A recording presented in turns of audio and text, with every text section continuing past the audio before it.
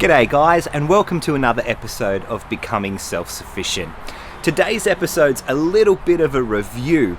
I want to go through all the things that I've accomplished since I started this journey, and believe it or not, I've only been doing this for 12 weeks, roughly 90 days, so I'm super proud of what I've done in such a short time period, so let's get into it.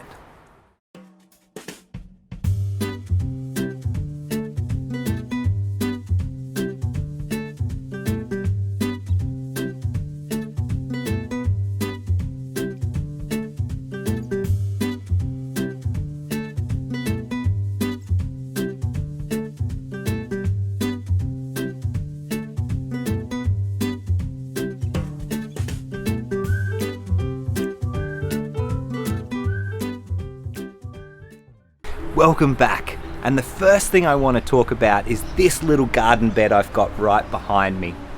This garden bed started absolutely barren. There was no mulch, there was no grass, there was no weeds, there was no nothing in this garden bed. It was just soil exposed to the sun. So the soil was actually quite gritty and dry, like sand almost, because it hadn't been used for a garden bed in a long time.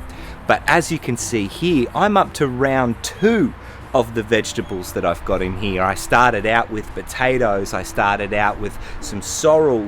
What was the other thing? I had lettuce in there. I've had plenty of things in here already, and I've harvested already in 12 weeks. I've now moved on to having corn, zucchini, peas, beans, more potatoes, parsley, carrots, beetroot. I've got so much growing in here now, guys, and all I've done is turn the soil over, add some organic material in the form of compost, given it a great mulch, and put the seeds in. So mission number 1 since the beginning, where it all started, I'd say it's going pretty good. Now, I don't know if you'll remember this, but this is the first raised garden bed I actually made from scratch.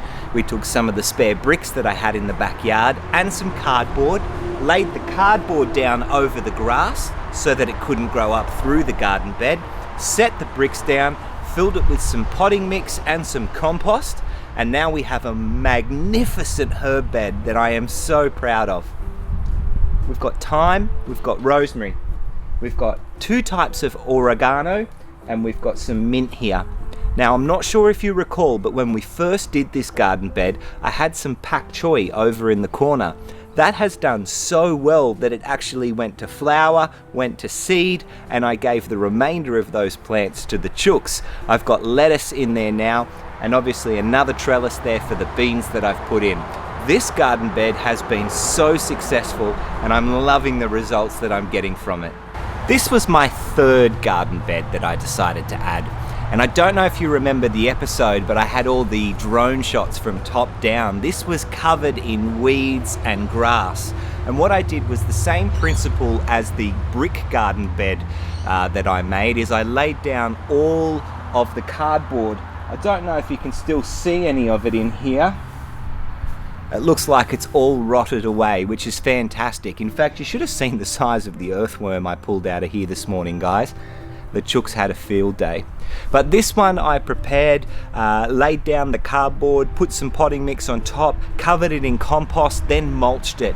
Gave it a good water because I wanted that cardboard to start to break down underneath the compost and underneath the soil, but also lay there long enough so that the weeds and the grass would die off. Now, you can't really tell, but this morning that didn't work too well. I spent a good half an hour to an hour going through this garden bed, actually picking out little bits of grass and picking out little bits of weed. But now that I've done that, I think it's looking pretty tip-top. And I've got some leek growing in here. I've got plenty of corn. I've got lettuce. Got beans up over the back. And I have a self-seeded tomato plant over the back there, which is doing fantastic.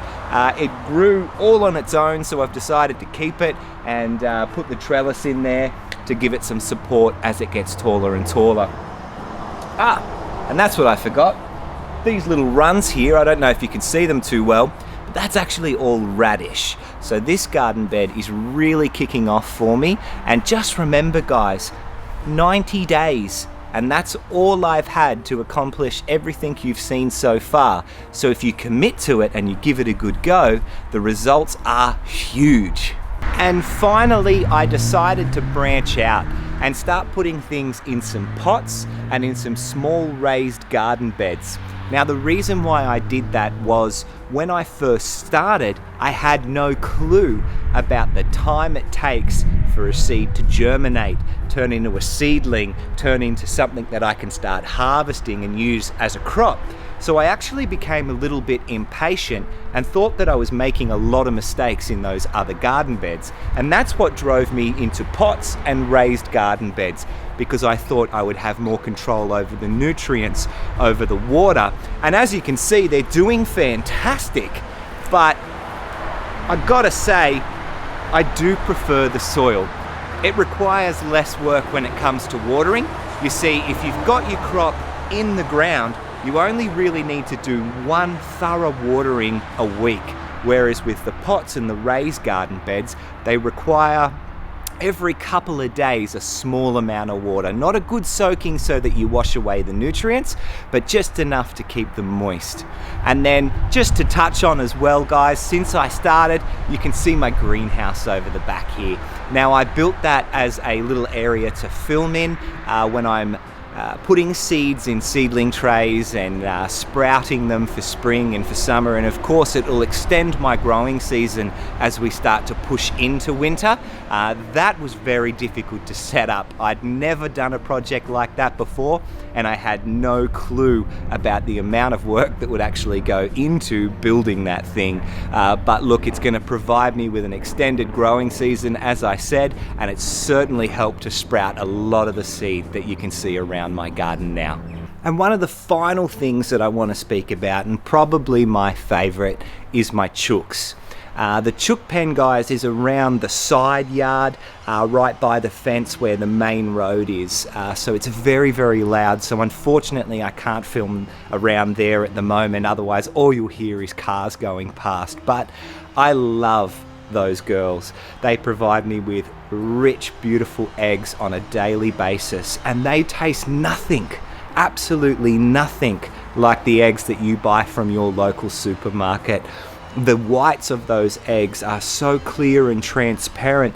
The yolk itself is a beautiful yellow, almost like a sunflower. It's not that orangey, dark yellow tinge that you sometimes get from supermarket eggs. And I would attribute that to them being able to eat a lot of fresh fruits and vegetables that I pull out of the ground, or if I'm weeding and I throw that into their pen, they're eating a lot of greens. Of course, I feed them a nice, healthy, nutritious pellet mix as well to make sure that they don't miss anything out on their diet, but they are fantastic composters. They supply me with an endless amount of manure that I can mix into my compost to help add nutrients back into the soil, and they provide me with eggs.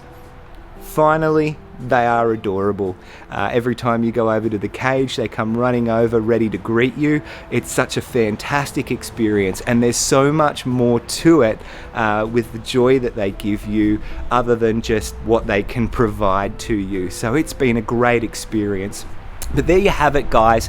There's I guess you'd say the 4 major things that I've accomplished in the last 90 days. Now, keep in mind, when I started, I had nothing. I had a bare garden bed. I had only grass in my backyard. So I am so proud of where I've been able to come in as little as 12 weeks on my journey to becoming self-sufficient. I hope you liked the video. Please feel free to give me a thumbs up. Don't forget to subscribe, and I'll catch you guys on the next one.